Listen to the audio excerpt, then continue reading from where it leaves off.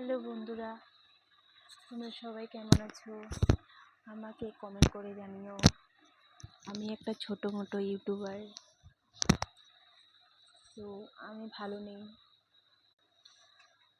তো আমি সবসময় ভিডিও করতে পারি না, কাজে সবসময় থাকি, তাই আমি ভিডিও করতে পারি না।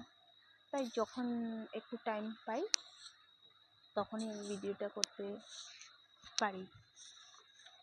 হ্যাঁ, আমার পাশে দাঁড়ানোর মতন কেউ নেই, তাই আপনাদেরকে সবাইকে বলতেছি, আমাকে একটু লাইক কমেন্ট শেয়ার করে সাবস্ক্রাইব করে দিও। কখন কখন ভিডিওগুলো ছাড়তে হয় সেটাও জানি না। যদি আমার ভুল হয়ে থাকে আমাকে বলে দিও যে দিদি ভাই তোমার ভিডিওটা ভালো লাগছে না, বা এইভাবে করো। যেহেতু যেটা জানি না সেটা শিখিয়ে দিও, আমি বুঝে নেব। একজন আমাকে কমেন্ট করে বলেছে, তোর ভিডিওগুলো সুন্দর না, তুই ভিডিও করতে পারিস না, ভিডিও করতে কেন আসিস? তো আমি বললাম যে না, সবাই করে, তাই আমি ফাঁকে ফাঁকে কখনো যদি টাইম পেয়ে থাকি তখন আমি ভিডিওগুলো করে নিই। আর আমার একটু ভালো লাগে, সবাই করে, আমাকে কেউ লাইক কমেন্ট করুক বা না করুক সেটা আমার কোনো আসে যায় না। তাই আমার ইচ্ছে মতোই আমি ভিডিওগুলো করি। এটাই তোমাদের কাছে শেয়ার করতে আসলাম।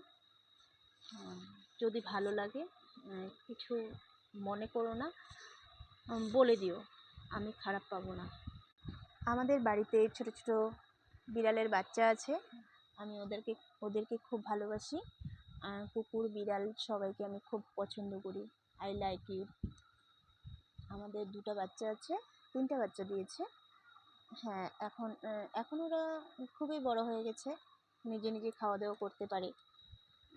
দেখতেই পাচ্ছ, এটা আমার মিঙ্কি, আর ওটা আমার চিঙ্কি।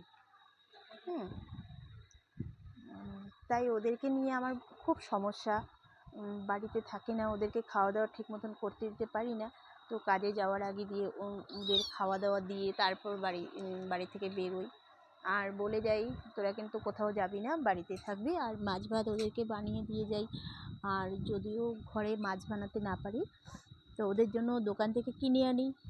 হ্যাঁ, আর আমার একটা কুকুর ছিল, কুকুরটা নিয়ে বহুতই যন্ত্রণা ছিল সবারই, মানে অনেক প্রবলেম ছিল, তাই আমি কুকুরটাকে ছেড়ে দিয়েছি। বহুত কাঁদলাম, আমার মনে অনেক দুঃখ, কাউকে প্রকাশ করতেই পারি না, তাই তোমাদেরকে প্রকাশ করলাম। Please, sorry.